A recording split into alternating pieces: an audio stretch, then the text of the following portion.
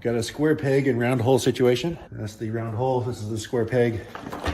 And I think the way I'm gonna make these two match is I've got some extra bag here. And so I'm gonna pull it over this, tie the ends here, cut a hole so that there's airflow here, and then pull the hole over top of this, tape it down, and that will create an airtight seal on top of this. Long story short, the next story you see, if I decide to post this, is it working, so just check it out.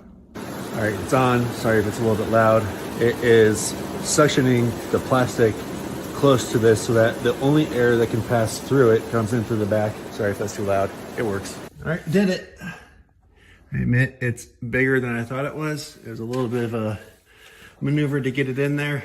It's positioned where I want it to be. Ignore the precarious platform here. One thing I'm really looking forward to is in the summertime, it is really freaking hot in here, and I would give anything just to have a fan blowing on me. Typically don't, because it'd just be blowing sawdust at me. But if I've got a clean floor and I've got that thing, instead of pointing straight down, tilted up so that air is blowing this way where I am standing behind my table saw, I think that would be very nice. So I look forward to that when it's hot out. It's currently cold out, so I have about 6 months before I can take advantage of that. Tonight is the night for working with electricity.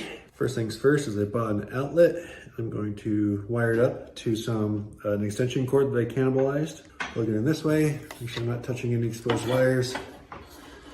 And this little device will tell me if I've wired it up correctly. You can see there's 2 orange lights and 1 red light that's not on. And this says if you got 2 orange lights and no red light is wired up correctly. So that's good. So now anything that I plug into here will work, which is fine. But what I need is for this to only be powered on when the light switch is on. So that's my next step here, is wire in a switch to turn this on and off. All right, the moment of truth and the final test. We are plugged in, light switch is off. This time what's plugged in here is my other sawdust collecting fan. And so let's just give it a whirl.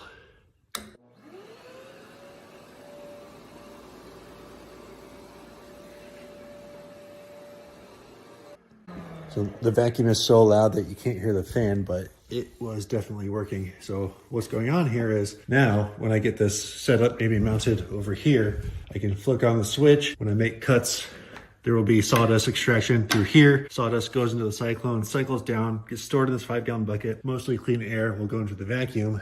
Meanwhile, anything else, any other sawdust that's hovering around the table or falling through the slot there, gets filtered into the furnace filter.